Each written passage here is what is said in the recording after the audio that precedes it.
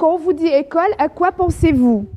À l'école, ça sert à apprendre, à pouvoir connaître de nouvelles choses.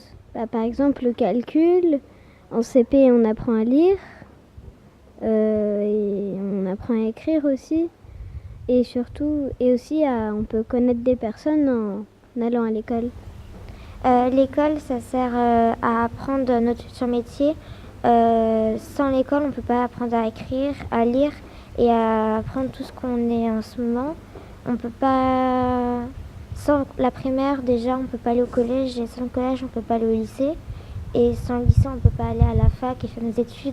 Parce que sinon, on n'aura pas de métier. Parce que si on a un mauvais bulletin de notes en troisième, des fois, nos profs principales, ils peuvent nous dire qu'ils ne peuvent pas nous mettre dans le métier qu'on veut parce qu'on n'a pas assez de... On n'a pas assez de... bons résultats? Oui, voilà. D'accord. Ça sert à devenir de plus en plus autonome. En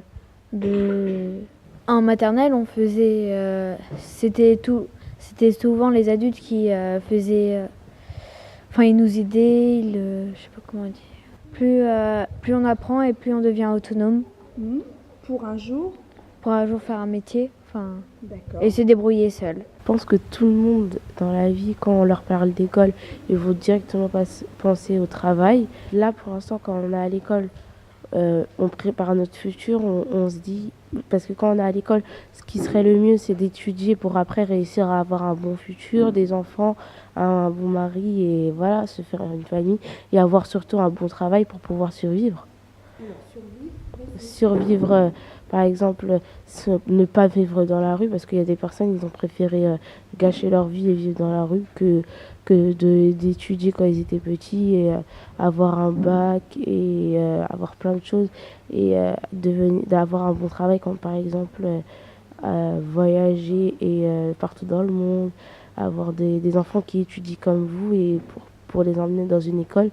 Après, si on a raté notre vie et qu'on a quand même de l'argent, vaut mieux inscrire ses enfants dans une bonne école, les encourager à étudier et ne pas faire les mêmes erreurs que les personnes qui n'ont pas étudié.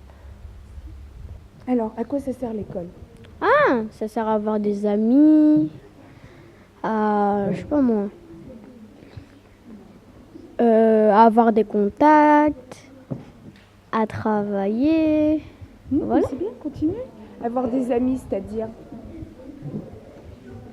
Parmi qui? Parmi les profs? Ah non, les élèves. Précise. Donc, Donc, rencontrer des personnes. c'est ce que j'ai dit. Oui. Savoir ce qui s'est passé avant nous, les rois, les nobles, l'histoire, tout ce qui s'est passé quand nous n'étions pas encore nés. Et puis, ça te sert à quoi, ça, de comprendre un peu ce qui s'est passé avant que tu ne sois née? Pour savoir qui a inventé quoi et comment c'est arrivé là, qu'est-ce qui s'est passé. C'est d'étape en étape pour arriver à un stade du travail, pour gagner sa vie, faire ce qu'on a envie. Que préfériez-vous entre le collège et l'école? En fait, je préférerais rester en CM1 parce que en 6e, on est toujours obligé de changer de classe à la fin de l'heure. Oui. Alors qu'en CM1, on peut rester toujours dans la même classe, mais c'est pas le même cours. Mais alors, pour changer de cours, on est obligé de changer de classe. Combien de profs avez-vous? Alors les principaux, il y a anglais, histoire géo, français, sport, physique-chimie, SVT, mathématiques, technologie. À quoi sert le prof principal? Le prof principal sert à résoudre des problèmes, des ennuis. C'est pas comme notre chef, c'est un prof comme les autres, mais c'est quelqu'un qui va venir nous aider si on a des problèmes. Comme par exemple, si quelqu'un nous a volé quelque chose, on peut aller le voir et il peut résoudre des problèmes. Le prof principal aussi, il sert par exemple quand on a des dossiers pour se réinscrire pour l'année prochaine, c'est lui qui va gérer tous les papiers et tout ça. Le côté administratif. Est-ce que vous avez de bonnes relations avec lui? Oui. c'est que pour le prof principal, par exemple, si on est en cours, par exemple, je sais pas, mais en cours d'histoire-géographie, qu'une personne, peu importe la personne, fait preuve d'insolence ou par exemple fait une bêtise ou quelque chose comme ça, bah, ce sera directement retransmis au prof principal. Donc il va nous en parler plus tard. C'est qu'en fait il a plusieurs rôles, c'est qu'il peut aussi organiser des heures de vie de classe pour parler en classe, pour parler des choses, des rumeurs, des problèmes de la classe. C'est lui qui gère aussi les délégués, qui s'occupe des problèmes généraux de la classe, qui fait attention à nous. Et c'est pas pour ça qu'on le voit plus que les autres parfois. Que pratiquez-vous comme sport? On fait du rugby, mais c'est terminé. On fait aussi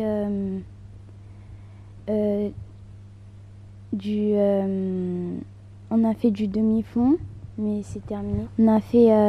On fait de l'acrosport et on fait un sport aussi.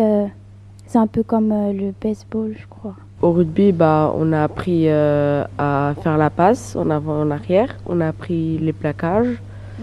On a appris à bien faire la passe en arrière comme au cas de problème. À reprendre la balle assez vite quand on est à terre, de la mettre vers le camp. Quand on tombe, de mettre la balle vers notre camp et pas celui-là du camp adverse, sinon ils peuvent la prendre.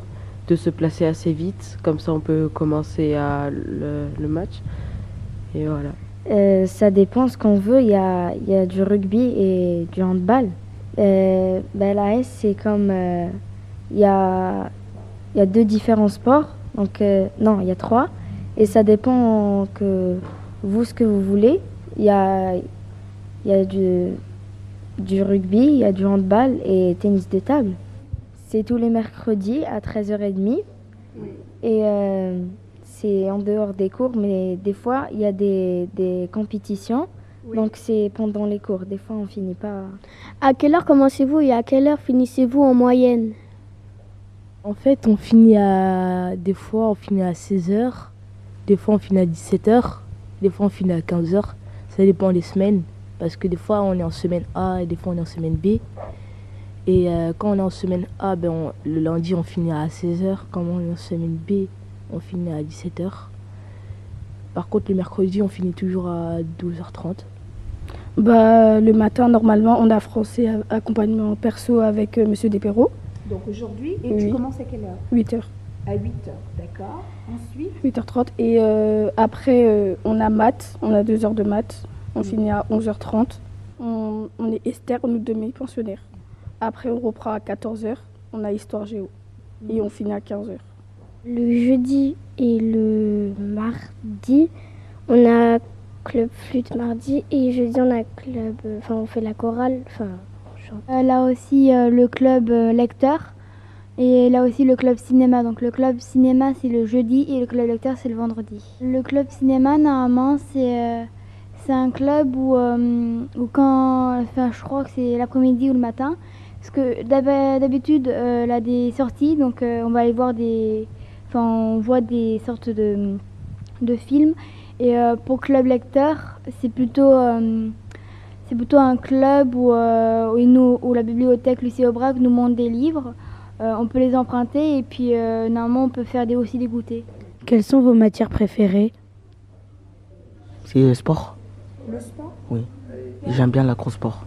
L'acrosport? On fait des pyramides, on fait quelques figures et après le prof il nous dit d'inventer une chorégraphie qu'on fait à la fin.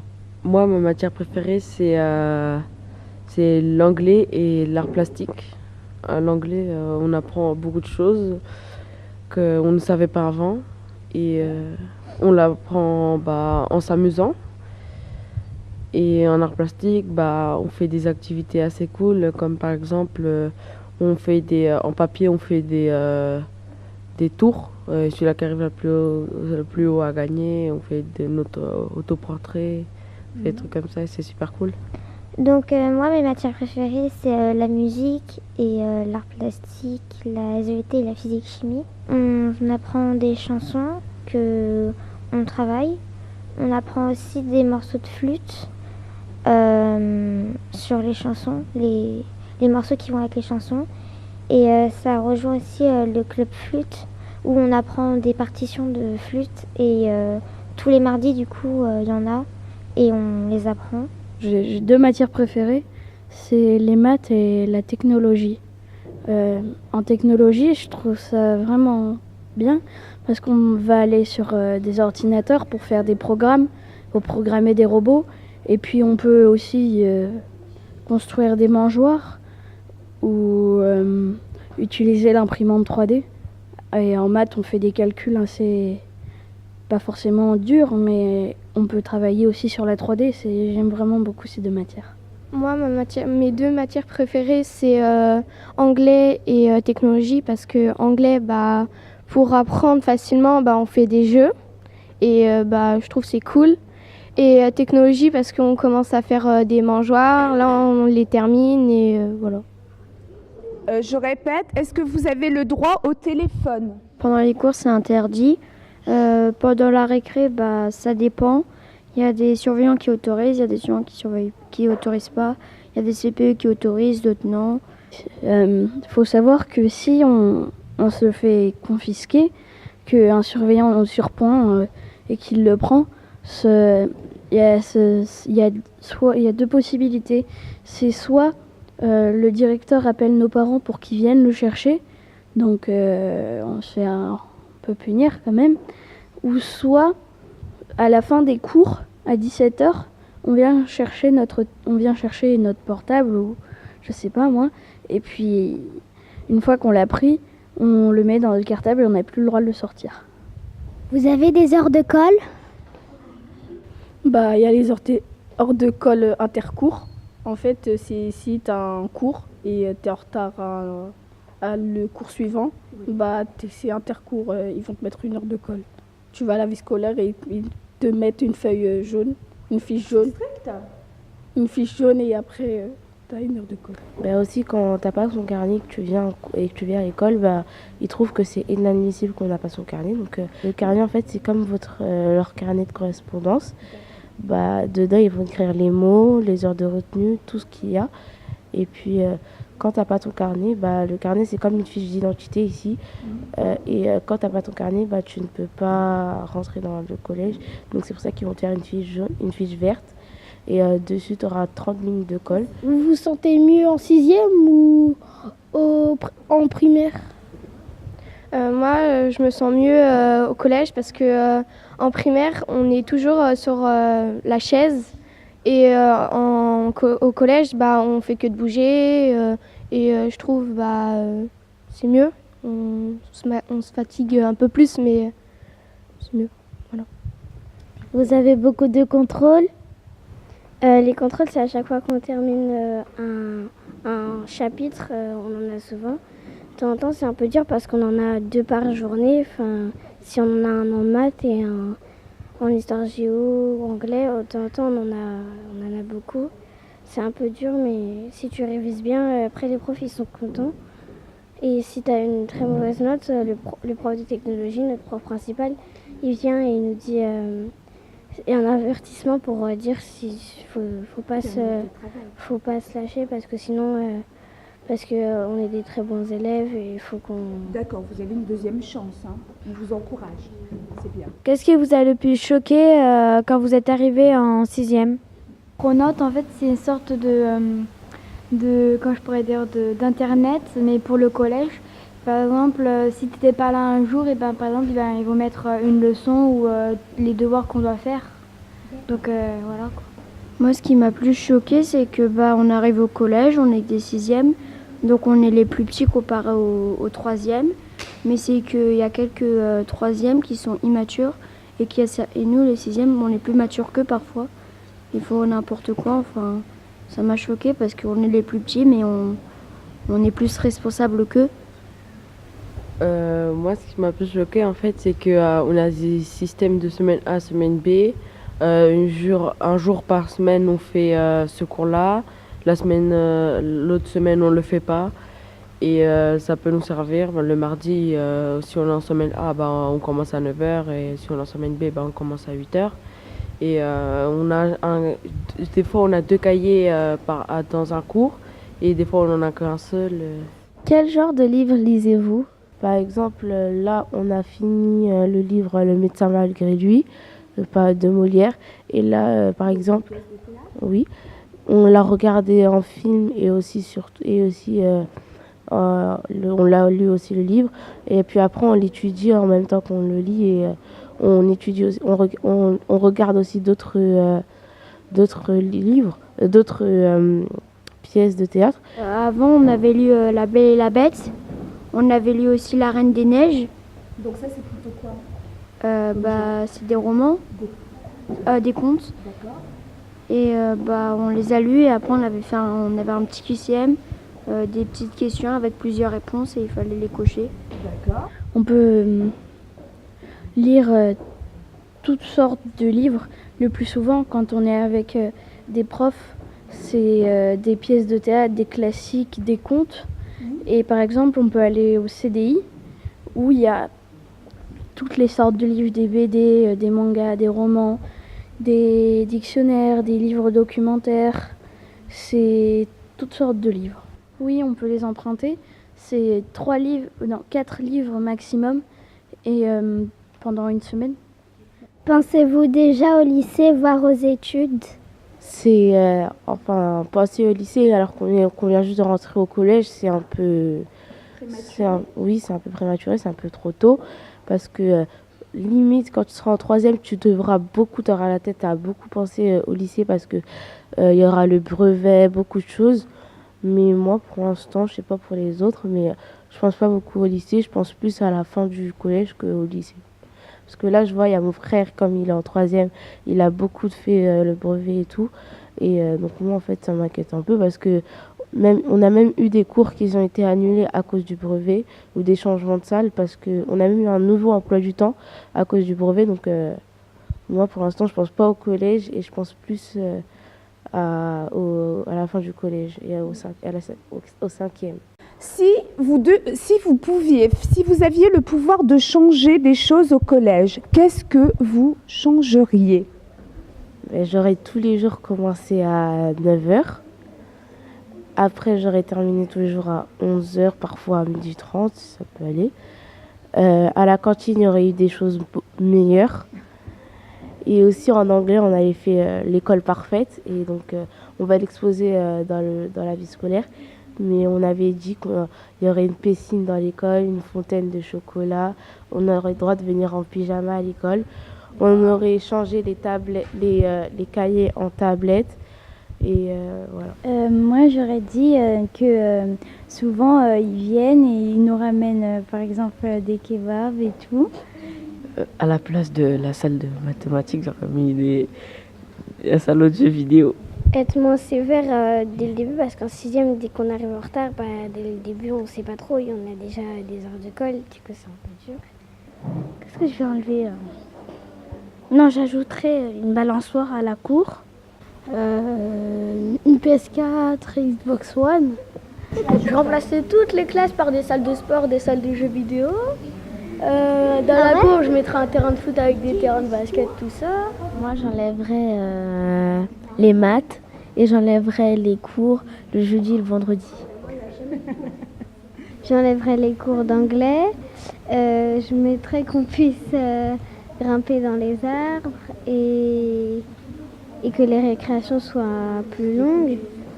Et aussi, je rapetisserais je ferais plus petit les cours de mathématiques. Qu'on ait plus de devoirs à la fin de l'école, qu'on ait plus de devoirs. Qu'on ait plus de choses à apprendre, qu'on ait plus de jeux pour à l'école, enfin voilà. J'enlèverai les cours d'anglais à la place l'histoire et j'enlèverai la méchanceté des enfants. Ah bah c'est bien. En tout cas, je vous remercie tous, les 6e et les CM1. Merci beaucoup. Malheureusement, on doit y mettre un